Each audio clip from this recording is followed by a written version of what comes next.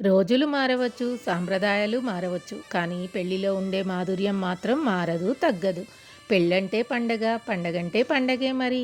కొత్త బట్టలు, కొత్త బంధాలు అన్నిటికీ మించి కొత్త తరానికి పునాది వేసే గొప్ప పండగ.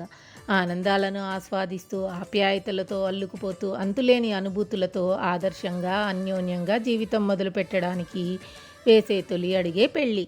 అలాంటి అనుభూతులకు నిలవెత్తు నిదర్శనంగా నా చిన్నతనంలో నేను చూసిన పెళ్ళిళ్ళు ఉండేవి. ఇప్పుడు లేవా అంటే లేవనే చెప్పాలి. ఇప్పుడు జరిగే పెళ్ళిళ్ళు అన్నీ హంగు, ఆర్భాటం, అంతస్తు చూపే విధంగా జరుగుతున్నాయి. కానీ మా చిన్నతనంలో అలా కాదు. మ్యారేజ్ బ్యూరోస్ లేవు, ఫంక్షన్ హాల్స్ లేవు, టెంట్ హౌజులు లేవు, క్యాటరింగులు లేవు, తిరగడానికి కార్లు లేవు, కొన్ని ఊర్లకు బస్ సౌకర్యం కూడా లేదు. ఇంకా చెప్పాలంటే ఫోన్లు కూడా లేవు. అయినా ఆడపిల్ల పెళ్ళి 5 రోజుల పెళ్ళిగా భూదేవంత అరుగు, ఆకాశమంత పందిరి వేసి పచ్చని ఆకుల పందిర్లతో, బంతులు, చామంతులు, మల్లెల సువాసనల అలంకరణలతో అంగరంగ వైభవంగా జరిపించేవారు. అప్పటి పెళ్ళిళ్ళు ఎలా జరిగేవో మన పిల్లలకు చూపించే నా చిన్ని ప్రయత్నాన్ని ఆదరిస్తారు కదూ.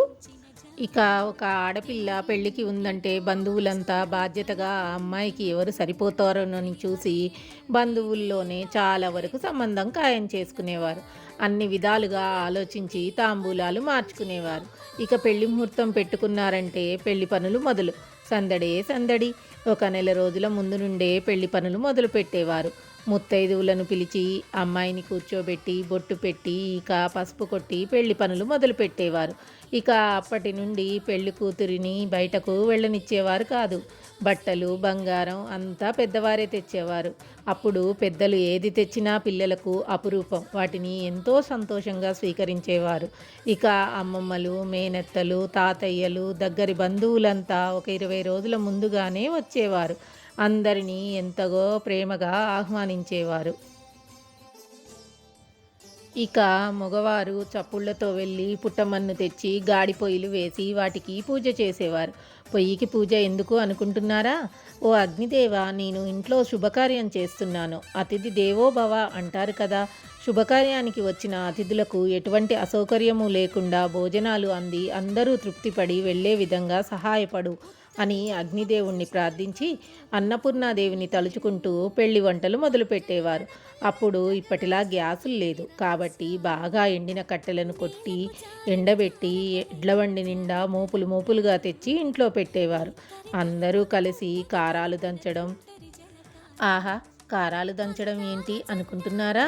అప్పుడు మిక్సీలు కూడా లేవండి బాబు. మరి మసాలాలు దంచడం, పచ్చిమిర్చి కారం రుబ్బడం, అల్లం వెల్లి రుబ్బి పెట్టుకోవడం. అప్పుడు కట్న కానుకల కన్నా సారెకు ఎక్కువ ప్రాముఖ్యత ఇచ్చేవారు. ఎంత సారె తెచ్చుకుంటే అంత గొప్ప. మాకు బలగం ఎక్కువగా ఉంది కాబట్టి 1000 సకినాలు, 1000 గర్జలు కావాలని మగపెళ్లివారు అడిగి మరీ తీసుకునేవారు.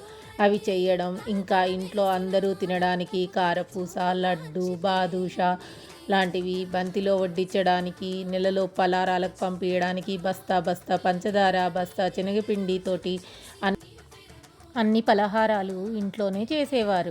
ఇక బియ్యాలు, పప్పులు బాగు చేసుకోవడం. అబ్బా, ఎన్ని పనులో కదా. మన పెద్దవాళ్ళు ఎంతైనా గ్రేట్ అండి బాబు. ఇక పెళ్ళి దగ్గరికి వచ్చిందంటే గోరంటాకు రుబ్బి అందరూ పెట్టుకోవడం, పందిట్లో గాజులతను వచ్చి అందరికీ గాజులు వేయడం. ఆ సందడే సందడి. చుట్టాలు బస్ దిగారనే కబురు వస్తే ఊరి చివరి వరకు ఎడ్ల బండిని పంపించడం. అబ్బా, ఆ ఎడ్ల బండిలో ఆ పచ్చని పొలాల మధ్యలో వస్తూ ఉంటే ఆహా, ఆ రోజులు మళ్ళీ రావండి. మన పిల్లలు అంతటి ఆనందాన్ని మిస్ అయినట్టే కదా.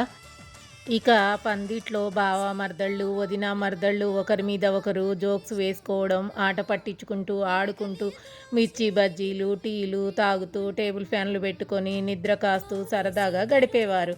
పందిట్లో వరుసగా పక్కలు వేసుకొని కబుర్లు చెప్పుకుంటూ అందరూ కలిసి పడుకునేవారు.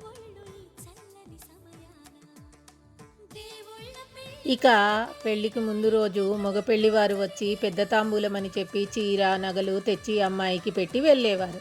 ఇక అమ్మాయికి అప్పుడు చిన్నమ్మలు, అత్తమ్మలే బ్యూటీషియన్స్ అన్నమాట. చీర కట్టి పూల జడకు పూలు అన్నీ సిద్ధం చేసుకొని పుల్లలకు పూలు కుచ్చుకొని పూల జడ కూడా వారే తయారు చేసి కుట్టేవారు. ఎంత గట్టిగా కుట్టేవారంటే మెడ చుట్టూ తిప్పి కూడా చూడరాకపోయేది, అంత గట్టిగా వేసేవారు. ఇక అమ్మాయి గౌరీ పూజ చేసి ఏడుకొండల స్వామికి బాలలకు పెట్టుకొని పెళ్ళికి బయలుదేరి వెళ్ళేది. ఇక ఊర్లో బంధువుల ఇండ్లలో మగ పెళ్లి వారికి విడిది ఇల్లు ఇచ్చేవారు. వారికి విడిది ఇంట్లో ఒక విఐపికి ఎలాంటి మర్యాదలు ఉంటాయో అలా రాచ మర్యాదలన్నీ జరిగేవి. ఏ కొద్ది తేడా వచ్చినా అల్కపాన్పు అని అలిగి పెళ్ళికి రాకుండా కూర్చునేవారు. అప్పుడు అత్తమామలు బావమరుదులు సరదాగా అందరూ బతిమిలాడి రిస్టు వాచి పెడతాము, బండి పెడతాము అని నచ్చ చెప్పి కాళ్ళు కడిగి పెళ్లి వద్దకు తీసుకొని వచ్చేవారు. పానకం బిందెలు అందించి ఎదుర్కోళ్ళు చేసుకొని అబ్బాయిని బావమరుదులు ఎత్తుకొని మండపంలోనికి తీసుకొని వెళ్ళేవారు. ఇక అమ్మాయిని మేనమామలు బుట్టలో కూర్చోబెట్టుకొని తీసుకొని వచ్చేవారు. ఆడవారు చప్పుళ్లతో వెళ్ళి బాసింగాలు పుస్తెమట్టెలు పట్టుకొని వచ్చేవారు. ఇక అయ్యగారు పెళ్లి తత్తు అంతా జీలకర్ర బెల్లం పెట్టడం, తాలి కట్టడం, తలంబ్రాలు పోపించడం, నాగవెల్లి చేయడం, అరుంధతిని చూపించడం, ఒడిబియ్యం పోయడం, ఇలా అన్ని పెళ్లి తంతులు జరిపించేవాడు. పెళ్ళి కాగానే అందరూ అరిటాకుల్లో విందు భోజనంకి కూర్చోబెట్టి అడిగి అడిగి మరీ వడ్డించి వివాహ భోజనం అంటే ఆ రోజులలో రాజుల భోజనంగానే చెప్పవచ్చు. ఇంట్లోనే శ్రద్ధ పెట్టి తయారు చేయించడం వల్ల ఎంతో కమ్మగా ఉండేవి. బంతిలో పెట్టిన లడ్డూలను అమ్మమ్మ దస్తీలో కట్టుకొని మన కోసం తేవడం, అబ్బా ఆ ప్రేమ ఎంత సంతోషాన్ని ఇస్తుందో కదా. వివాహ భోజనంబు వివాహ భోజనంబు వింతైన వంటకంబు వియాల వారి విందు ఒక్కొక్క నాకే ముందు.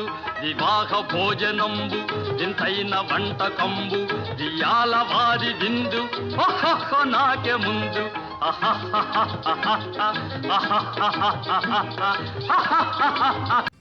ఇక విందు భోజనం అయ్యాక బంధువులందరికీ బట్టలు పెట్టి అమ్మాయికి ఇవ్వవలసిన సారీ అంతా మగపెళ్లి వారికి అప్పచెప్పి మా అమ్మాయిని మీ చేతుల్లో పెడుతున్నాము, ఇక మీ బిడ్డగా చూసుకోండి, మా బిడ్డ చాలా చిన్నది, ఏదన్నా తెలియక తప్పు చేసినా మన్నించండి అంటూ ఏడుస్తూ అమ్మాయిని అప్పచెప్తుంటే బంధువులంతా కూడా ఏడ్చేవారు.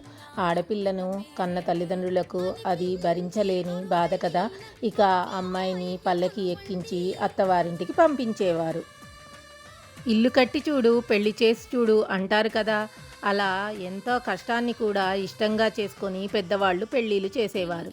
పిల్లలు కూడా అంతే, ఎన్ని కష్టాలు వచ్చినా వాటిని ఇష్టాలుగా మార్చుకొని సంసారాన్ని సంతోషంగా సాగించేవారు. కానీ ఇప్పుడు పెద్దలు పెళ్ళిళ్ళు ఎంత సులువుగా చేస్తున్నారో పిల్లలు కూడా అంతే సులువుగా విడిపోవడానికి చూస్తున్నారు.